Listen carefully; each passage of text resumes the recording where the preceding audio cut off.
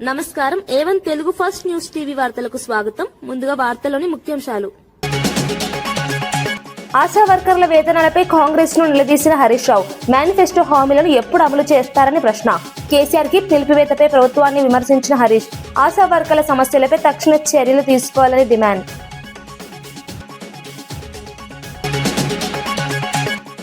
మిట్టల project credit పై చంద్రబాబుపై జగన్ తీవ్ర విమర్శలు. భూములు ఇచ్చింది తమ ప్రభుత్వమేనని జగన్ స్పష్టీకరణ. అబద్ధపు ప్రచారాలతో ప్రజలను మోసం చేస్తున్నారని ఆరోపణ. ప్రాజెక్టులపై నిజాలు వెల్లడించాలని ప్రభుత్వానికి జగన్ డిమాండ్.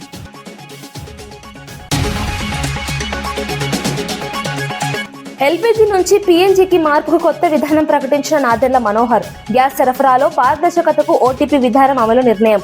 బ్లాక్ మార్కెటింగ్ అరికట్టేందుకు కఠిన చర్యలు తీసుకుంటామని హెచ్చరిక. నగరాల్లో పీఎన్జీ వినియోగం పెంపే ప్రభుత్వ దృష్టి.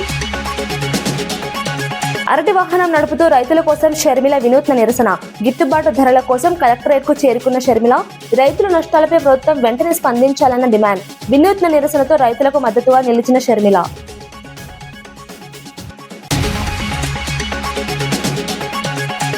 హైదరాబాద్ నగరంలో ఇంధన కొరత లేదని సిపి సజ్జనార్ స్పష్టం చేశారు.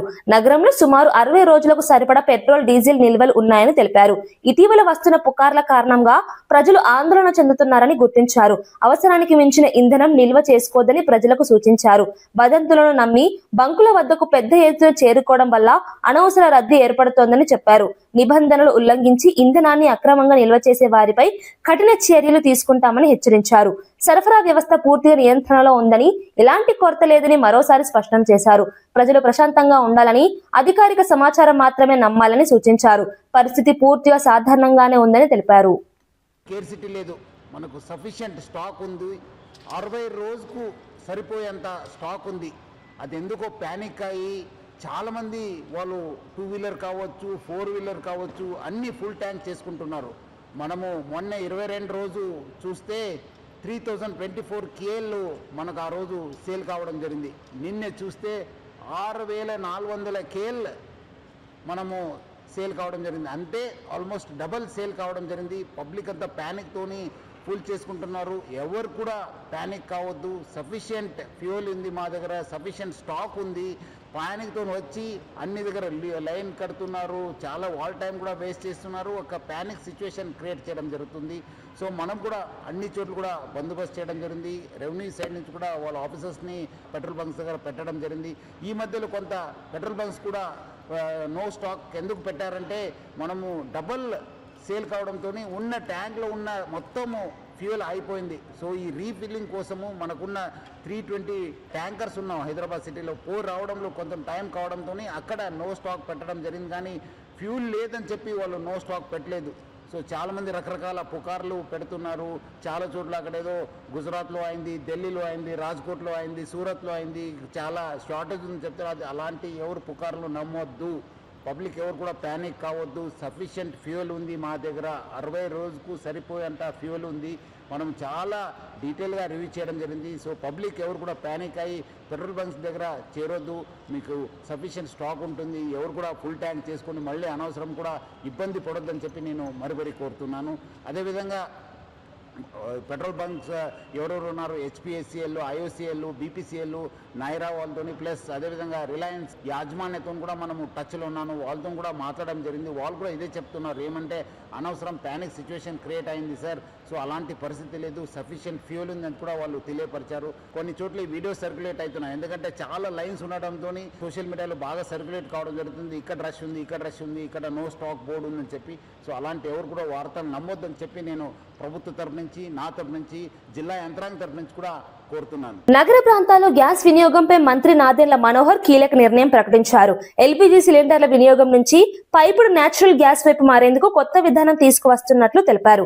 ఈ విధానం ద్వారా గ్యాస్ సరఫరాను పారదర్శకంగా నిర్వహించేందుకు ఓటీపీ ఆధారిత ధృవీకరణ విధానాన్ని అమలు చేస్తామని చెప్పారు.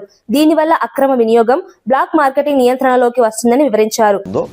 అక్కడ వాళ్ళందరినీ కూడా ఆ ఫెసిలిటీని ఉపయోగించుకోమని పూర్తి స్థాయిలో రేపటి నుంచి ఒక కొత్త పాలసీ, ఒక విధానం తీసుకొచ్చి ప్రజలందరిలో కూడా ఒక ధైర్యం తీసుకొచ్చే విధంగా మేము ఈ కార్యక్రమాన్ని ముందుకు తీసుకెళ్ళగలుగుతున్నాం. కమర్షియల్ సిలిండర్లు ఎవరైతే వాడుతున్నారో కేంద్ర ప్రభుత్వం 2 రోజుల క్రితం 10% కాస్త 20% పెంచారు. 26వ తారీఖున ఒక ట్యాంకర్ ఎల్పిజి సంబంధించిన ట్యాంకర్ మనకి విశాఖపట్నం పోర్ట్కి రాబోతుందనే సమాచారం మనకి ఆయిల్ కంపెనీస్ అందించారు. గ్రామీణ ప్రాంతాల కోసం, ప్రత్యేకంగా గిరిజన ప్రాంతాల కోసం కేంద్ర ప్రభుత్వం అందించిన 2800 కిలోలీటర్ల కిరోసిన్ అది మాకు ఆల్రెడీ అందుబాటులోకి వచ్చింది. ఏ విధంగా ఆ ప్రాంతాల్లో మనం దీన్ని సరఫరా చేయగలుగుతామో దానిపైన మేము అధ్యయనం చేస్తున్నాం. కేంద్ర ప్రభుత్వం ఆదేశాల మేరకు మార్చి 9వ తారీఖున గ్యాస్ సరఫరా ఎసెన్షియల్ కమోడిటీస్ యాక్ట్ కింద తీసుకొచ్చినప్పుడు గ్రామీణ ప్రాంతాల్లో ఒకసారి సిలిండర్ తీసుకుంటే రెండోసారి మీరు బుకింగ్ చేయడానికి 45 రోజులు కాల వ్యవధి అవసరం.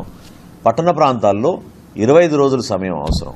నిన్న మా లెజిస్లేచర్ పార్టీ సమావేశంలో పవన్ కళ్యాణ్ గారి అధ్యక్షతన జరిగిన సమావేశంలో డీలిమిటేషన్ అనేది ప్రధానంగా చర్చకు వచ్చింది.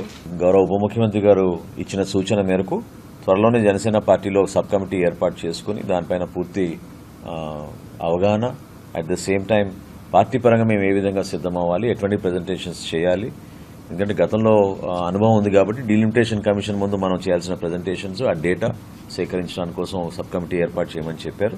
ప్రజలకి మరింత సేవ చేసే అవకాశం కూడా ఖచ్చితంగా దీని ద్వారా పెరుగుతుంది. ఎందుకంటే ప్రజాప్రతినిధులు ఈ రోజున లక్షల సంఖ్యలో అందరికీ అందుబాటులో ఉండాలంటే కొంచెం ఇబ్బందికరమైన పరిస్థితి మన దేశంలో. మిట్టల్ స్టీల్ డేటా సెంటర్ ప్రాజెక్టులపై మాజీ సీఎం వైఎస్ జగన్ ఘాటు వ్యాఖ్యలు చేశారు. ఈ ప్రాజెక్టుల క్రెడిట్ ను సీఎం చంద్రబాబు దొంగిలిస్తున్నారని ఆరోపించారు. నక్కపల్లిలో భూములు ఇచ్చింది తమ ప్రభుత్వమేనని గుర్తు చేశారు. ఆ సమయంలో రాని మిట్టల్ కంపెనీ ఇప్పుడు ఎలా వచ్చిందని ప్రశ్నించారు.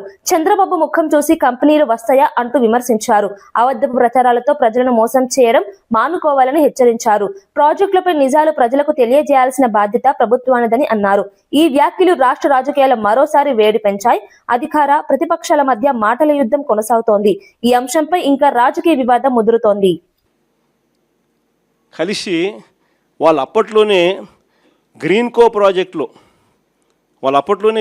ప్రాజెక్టులో దాదాపుగా 4,800 కోట్ల రూపాయలు కర్నూలులో కడతా ఉన్న పంప్ స్టోరేజ్ ప్రాజెక్టులో భాగం తీసుకొని గ్రీన్కోలో 4,800 కోట్ల రూపాయలు పెట్టుబడులు పెట్టడానికి ఆ రోజుట్లో డావోస్లో అప్పుడే నా సమక్షంలోనే అవగాహన కుదురుంది.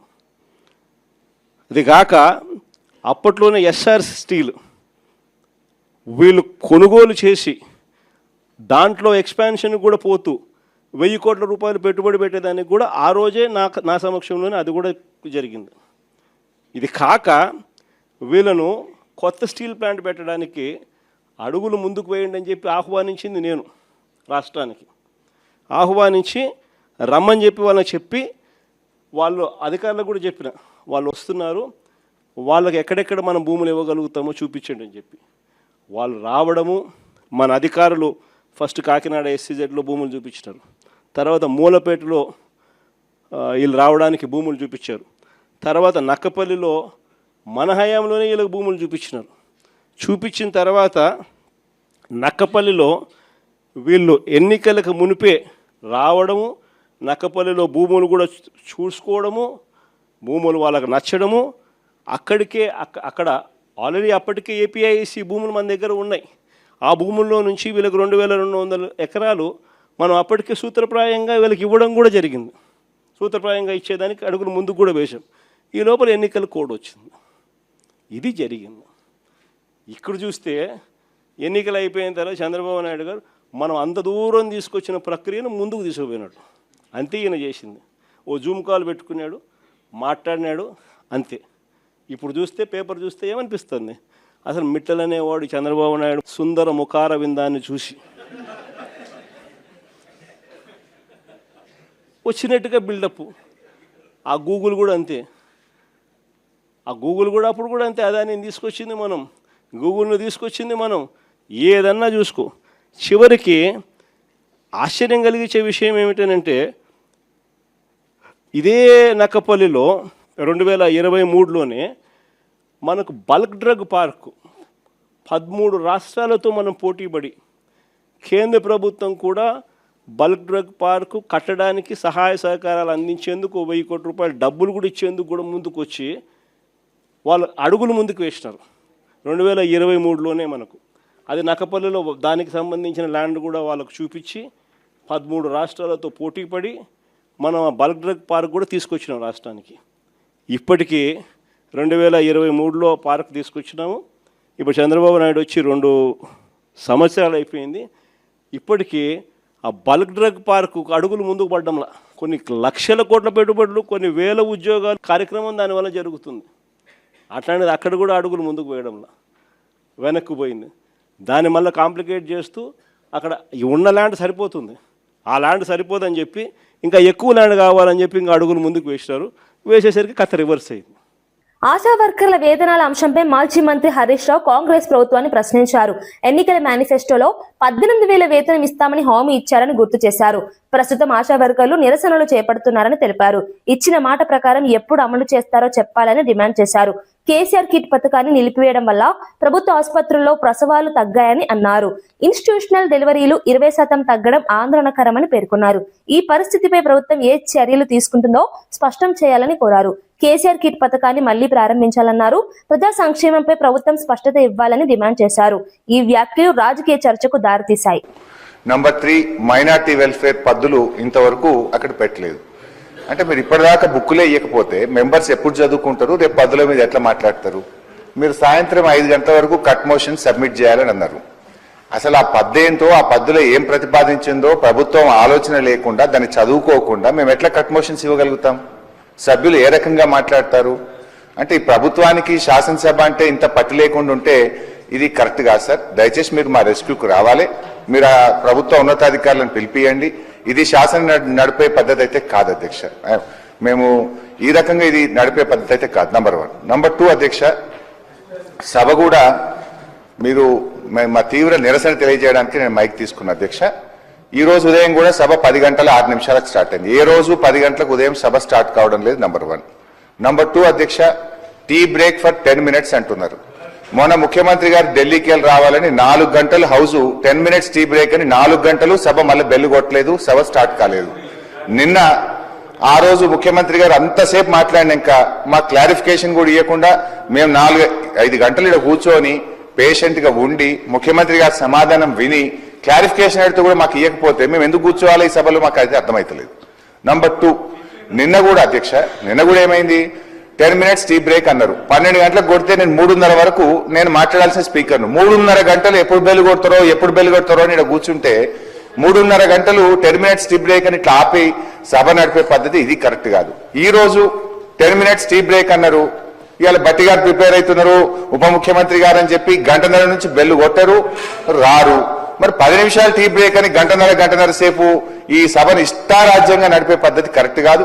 ఇట్లా మీరు సమయపాలన పాటించకపోవడం కానీ, ఇప్పటి వరకు పద్దులకు సంబంధించినటువంటి పుస్తకాలు రాకపోవడం కానీ, అదేవిధంగా మాకు బుక్స్ కూడా ఇవ్వకపోవడం, క్లారిఫికేషన్స్ ఇవ్వకపోవడం వల్ల ఈ రోజు బట్టి గారి రిప్లైని బీఆర్ఎస్ పార్టీ తీవ్ర నిరసన తెలియజేస్తూ ఈ సభ నడుపుతున్న తీరుకు మాకు మా క్లారిఫికేషన్స్ కి అవకాశం మన ముఖ్యమంత్రి గారు గవర్నర్ ప్రసంగం సందర్భంగా ఇవ్వనందుకు, సమయానికి బుక్స్ ఇవ్వనందుకు మా నిరసన తెలియజేస్తూ ఈ రోజు మేము బట్టి గారి రిప్లైని వాకౌట్ చేస్తున్నాం. కాంగ్రెస్ పార్టీకి రాజీనామా చేసిన జీవన్ రెడ్డి కీలక వ్యాఖ్యలు చేశారు. మధ్యాష్ కి చిన్నారెడ్డి వంటి సీనియర్ నేతలను పక్కన పెట్టి వేం నరేందర్ రెడ్డికి రాజ్యసభ సీటు ఇవ్వడం సరైన నిర్ణయం కాదని అన్నారు. పార్టీలో సీనియర్లకు గౌరవం ఇవ్వాల్సిన అవసరం ఉందని స్పష్టం చేశారు. ముఖ్యమంత్రి రేవంత్ రెడ్డి సీనియర్ నాయకులను పట్టించుకోవాలని సూచించారు. గత 2 సంవత్సరాలుగా పార్టీలో ఎన్నో ఇబ్బందులు ఎదుర్కొన్నానని తెలిపారు. తనకు తగిన గుర్తింపు ఇవ్వలేదని అసంతృప్తి వ్యక్తం చేశారు. పార్టీ వ్యవహారాల్లో పారదర్శకత ఉండాలని కోరారు. ఈ వ్యాఖ్యలతో కాంగ్రెస్ పార్టీలో అంతర్గత విభేదాలు బయటపడ్డాయి. ఈ పరిణామం రాష్ట్ర రాజకీయాల్లో చర్చకు దారితీస్తోంది. భవిష్యత్తులో పార్టీపై దీని ప్రభావం ఎలా ఉంటుందన్నది ఆసక్తికరంగా మారింది. నాకు ఎదురు పర్లో పోయేదేంది అంటూ నేను మనం పోయేదేందని చెప్పర్రా, పోరాడదామా వద్దా చెప్పండి, పోరాడదామా వద్దా? మరి ఇక్కడ అడగదొక్కబడదామా? ఎంతకాలం ఈ అవమానాలు, ఎంతకాలం ఈ అవమానాలు, ఎంతకాలం ఈ మానసిక క్షోభ? అంటే కాంగ్రెస్ పార్టీ నుంచి ఎవడు ఎదగద్దు, కాంగ్రెస్ పార్టీ నుంచి ఎవడు ఎదగద్దు. నీ చెప్పు చేతుల్లో ఉండేటోడు, నీ దయా దాక్షిణ్యాలకు లొంగేటోడు, నీ అడుగులకు అడుగులు ఎత్తటోడు, వాడు మాత్రమే కాంగ్రెస్ పార్టీలో కొనసాగాలి.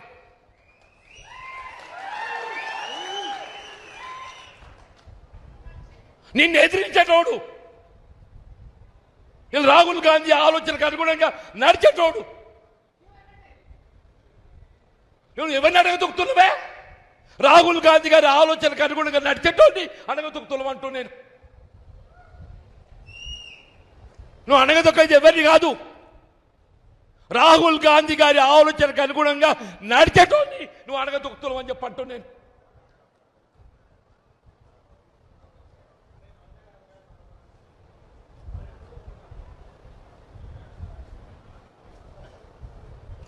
నేను 2.5 సంవత్సరాలు నేను పదవి అడగలేదే, నేను ప్రభుత్వ సలహాదారు అడగలేదు, నిన్ను కార్పొరేట్ చైర్మన్ అడగలే. పిసిసి అధ్యక్షురాలు వైఎస్ షర్మిల కడప జిల్లాలో వినూత్న నిరసన చేపట్టారు. అరటి రైతులు ఎదుర్కొంటున్న సమస్యలను ప్రభుత్వ దృష్టికి తీసుకెళ్లేందుకు స్వయంగా అరటి పండ్ల వాహనాన్ని నడుపుకుంటూ కలెక్టరేట్ కు చేరుకున్నారు. మార్కెట్ లో గిట్టుబాటు ధరలు లేక రైతులు తీవ్రంగా నష్టపోతున్నారని ఆవేదన వ్యక్తం చేశారు. రైతులకు తక్షణమే పరిహారం చెల్లించాలని డిమాండ్ చేశారు.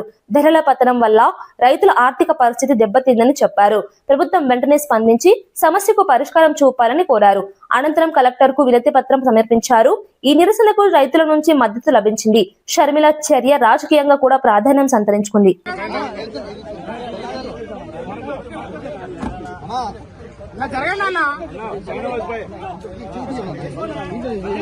కెమెరా కట్టి ఉన్నారు, సైడ్ అన్న కొంచెం.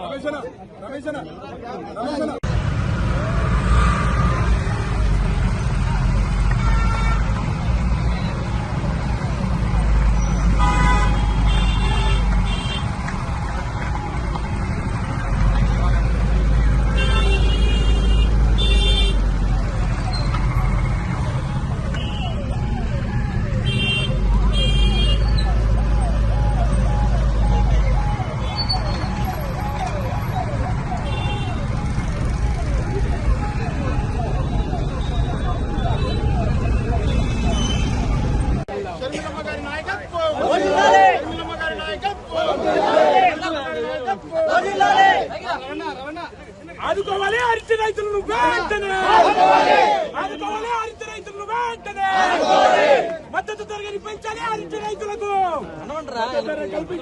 మద్దతు ధర కల్పించాలి అరటి రైతులకు. జై షర్మిలమ్మ, జై షర్మిలమ్మ, జై షర్మిలమ్మ, జై షర్మిలమ్మ.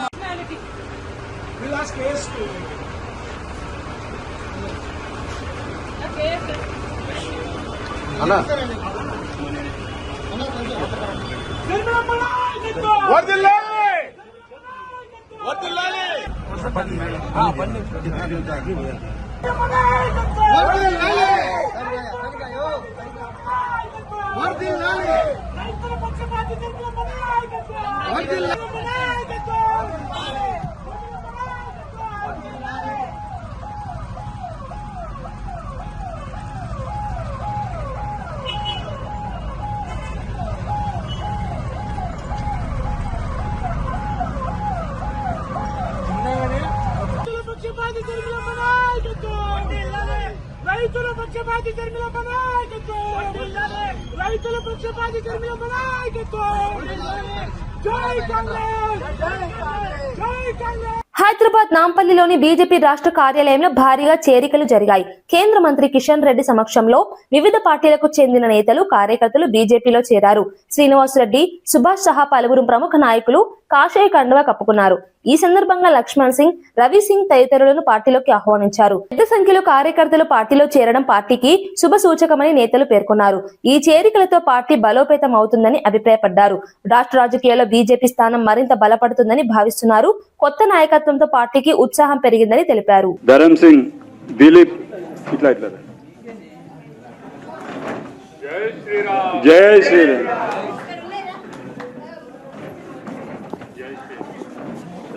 వెల్కమ్.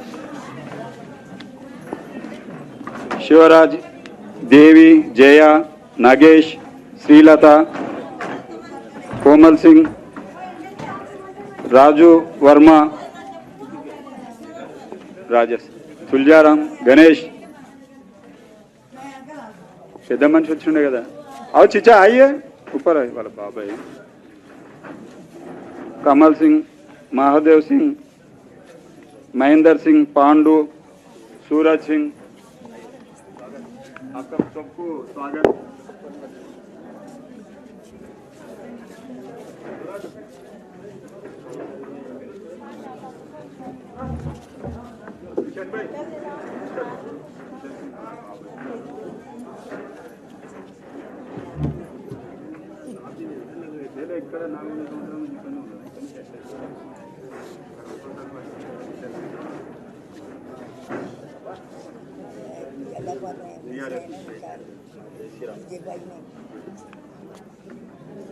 महिला सोदर मन కొంచెం ముందుకు జాగి ఇవ్వండి. దేవి జయ వాళ్ళందరి గిట ముందుకు రండి అమ్మా. సోదరి మండలందరి గిట ముందుకు వచ్చి కూర్చోండి. జై శ్రీరామ్. జై శ్రీరామ్.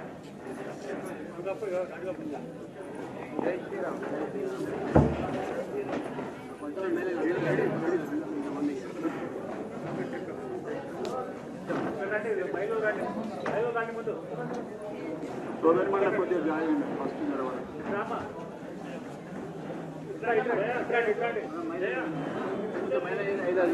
ఒక 5-6 మంది మహిళలు ముందుకు రండి అక్క. అదే మంచిదండి.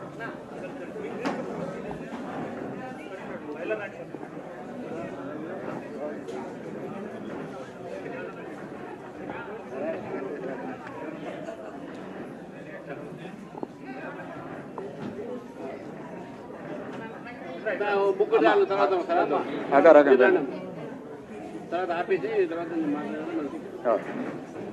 నమస్తే.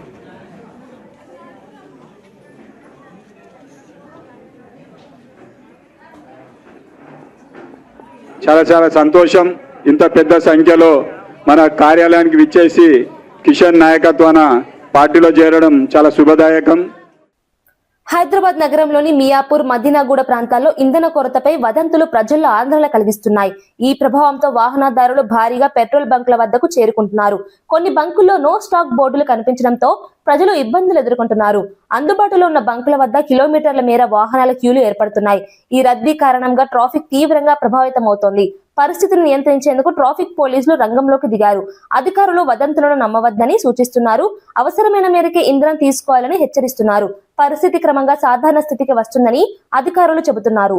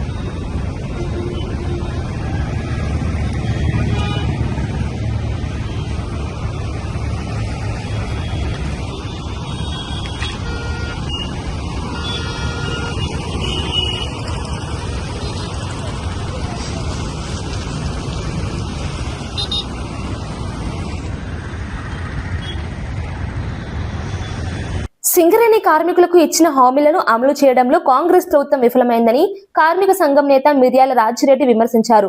మెడికల్ బోర్డుల నిర్వహణలో జాప్యం జరుగుతోందని తెలిపారు. ఉద్యోగ నియామకాలలో ఆలస్యం కారణంగా కార్మికులు ఇబ్బందులు పడుతున్నారని అన్నారు. తప్పుడు లెక్కలతో సంస్థను నష్టాల్లోకి నెడుతున్నారని ఆరోపించారు. పెండింగ్ లో ఉన్న 317 మందికి వెంటనే నియామక పత్రాలు ఇవ్వాలని డిమాండ్ చేశారు. సమస్యలు పరిష్కరించకపోతే ప్రజాభవన్ ముట్టడిస్తామని హెచ్చరించారు. కార్మికుల హక్కుల కోసం పోరాటం కొనసాగుతుందని స్పష్టం చేశారు. చర్చలో భాగంగా మధుసూనాచారి గారు ఇచ్చినటువంటి ప్రశ్నకు సమాధానం ఇస్తూ భట్టి గారు సింగరేణిలో 5 సంవత్సరాల కాలంలో 2018 నుంచి 23 వరకు 13,119 మంది ఇన్వాలిడేట్ అయ్యి ఉద్యోగాలు ఎక్కువగా ఇచ్చినారు అని చెప్తూ, మేము 2 సంవత్సరాల కాలంలో 14 మెడికల్ బోర్డులు నిర్వహించి 1990 మందికి ఉద్యోగాలు ఇచ్చినామని చెప్పిండ్రు. మీరు చెప్పిన దాంట్లోనే ఈరోజు ఆ 5 సంవత్సరాల్లో 115 మెడికల్ బోర్డులలో 13,000 మంది అంటే 114 మందికి ఒక్కొక్క బోర్డుకు ఇచ్చినటువంటి ఉద్యోగాలు. కానీ మీరు పెట్టినటువంటి 14 మెడికల్ బోర్డులలో ఒక్కొక్క బోర్డుకు 142 మంది ఇన్వాలిడేట్ అయినరు అనేటువంటిది. కాబట్టి ఎవరి కాలంలో ఏ బోర్డులో ఎంతమందిని ఇచ్చిండ్రు అనేటువంటిది అర్థం చేసుకోవాలి అనేటువంటిది కాంగ్రెస్ ప్రభుత్వానికి తెలియజేస్తా ఉన్నాం. ఈరోజు స్కాములకు స్కీమ్లకు నిలయమైనటువంటి కాంగ్రెస్ ప్రభుత్వం వాళ్ళ యొక్క తప్పిదాల్ని కప్పిపుచ్చుకోవడానికి లేదా అధికారులకు అనుకూలంగా ఉంటూ నిర్ణయాలు తీసుకున్న అనేక స్కాములు జరుగుతూ ఉంటే ఓబీ కాంట్రాక్టర్లకు అనుకూలంగా 9 బ్లాక్ రద్దు చేసినటువంటిది అయితేంది, ఇందారంలో ఉన్నటువంటి స్కామ్ అయితేంది, ఎస్ఆర్పి ఓసీలో స్కామ్ అయితేంది, అలాగే సమంత సిహెచ్పి అయితేంది, సత్తుపల్లిలో జరిగినటువంటి ఓబీ కాంట్రాక్టర్లు అయితే ఇవన్నీ స్కామ్లతో పాటుగా ఎస్టీపీపీలో నిర్మాణంలో 800 మెగావాట్స్ నిర్మాణంలో దాదాపుగా 1500 కోట్ల రూపాయల ఎక్సెస్ అయితేంది, ఎఫ్జిడి నిర్మాణంలో 200 కోట్ల రూపాయల అధికమైతేంది. ఇలాంటి నిర్ణయాల వల్లనే ఈరోజు కంపెనీ నష్టపోతుంది, ఆర్థికంగా దివాలా తీసే పరిస్థితి ఉన్నది. దీనికి తోడుగా ఈ 2 సంవత్సరాల కాలంలో లేని ప్రొడక్షన్ని, రాని ప్రొడక్షన్ని, తీయని ప్రొడక్షన్ని కాగితాల మీద చూపించి దానికి లాభాలు వచ్చేటట్టుగా చేసి ఆ లాభాల నుంచి ఇన్కమ్ ట్యాక్స్ కంపెనీ కట్టేటట్టుగా ఈరోజు రాష్ట్ర ప్రభుత్వానికి ఇచ్చేటువంటి సెస్సులు అయితేంది, వాటా అయితేంది, అలాంటిది ఇన్కమ్ ట్యాక్స్తో పాటుగా డిఎంఎఫ్టి ఫండ్ కట్టడం అయితేంది, సిఎస్ఆర్ నిధులు ఇవ్వడం అయితేంది. ఇలాంటి వాటి వలన లేని ప్రొడక్షన్ కూడా డబ్బులు చెల్లించడం వల్ల ఈరోజు సంస్థ నష్టపోతున్నది. అధికారుల ప్రణాళిక లోపం వల్ల ఈరోజు ఏఎల్పి అయితేంది, శాంతికన్ లాంటి వాళ్ళు నష్టాలు చూపుతున్నటువంటి దాన్ని R&Dగా దాన్ని చూపించి కేంద్ర ప్రభుత్వ వాటాను కూడా మనం తీసుకోరేటట్టు చేసినట్లయితే ఈ సంస్థ మనుగడ అనేది కొనసాగుతుంది. అందుకే కాంగ్రెస్ ప్రభుత్వం కార్మికులకు ఇచ్చినటువంటి హామీలను నెరవేరుస్తూ ముఖ్యంగా మెడికల్ బోర్డులను వెంటనే నిర్వహించి వాళ్లకు ఉద్యోగావకాశాలు కల్పించడంతో పాటుగా 10వ నెల నుంచి పెండింగ్ లో ఉన్నటువంటి ఈ యొక్క ఉద్యోగ నియామక పత్రాలను కూడా దాదాపుగా 317 మంది ఉన్నారు, వాళ్లకు వెంటనే ఇవ్వాలి అనేటువంటిది తెలంగాణ బొగ్గని కార్మిక సంఘం డిమాండ్ చేస్తూ వీటిని హామీలను నెరవేర్చకపోయినట్లయితే, మెడికల్ బోర్డు నిర్వహించకపోయినట్లయితే ప్రజాభవన్ ముట్టడటువంటిది TBGKS ఆధ్వర్యంలో బీఆర్ఎస్ పార్టీ సహకారంతో ఈ యొక్క ఉద్యమ కార్యాచరణ ప్రకటిస్తామని తెలియజేస్తా ఉన్నాం. వార్తలు ముగించే ముందు ముఖ్యాంశాలు మరోసారి. ఆశా వర్కర్ల వేతనాలపై కాంగ్రెస్ ను నిలదీసిన హరీష్ రావు. మేనిఫెస్టో హామీలను ఎప్పుడు అమలు చేస్తారని ప్రశ్న. కేసీఆర్ కి పిలుపువేతపై ప్రభుత్వాన్ని విమర్శించిన హరీష్. ఆశా వర్కర్ల సమస్యలపై తక్షణ చర్యలు తీసుకోవాలని డిమాండ్.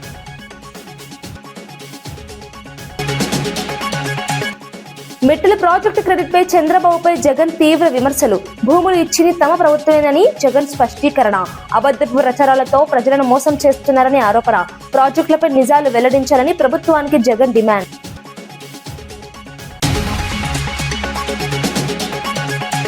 ఎల్పీజీ నుంచి పీఎన్జీకి మార్పుకు కొత్త విధానం ప్రకటించిన నాదెండ్ల మనోహర్. గ్యాస్ సరఫరాలో పారదర్శకతకు ఓటీపీ విధానం అమలు నిర్ణయం. బ్లాక్ మార్కెటింగ్ అరికట్టేందుకు కఠిన చర్యలు తీసుకుంటామని హెచ్చరిక. నగరాల్లో పీఎన్జీ వినియోగం పెంపే ప్రభుత్వ దృష్టి. అరటి వాహనం నడుపుతూ రైతుల కోసం షర్మిల వినూత్న నిరసన.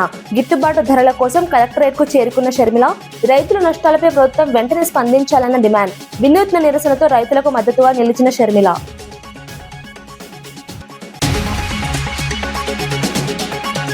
ఇవి ఈనాటి వార్తా విశేషాలు. మరో బులెటిన్లో మళ్ళీ కలుద్దాం. నమస్కారం.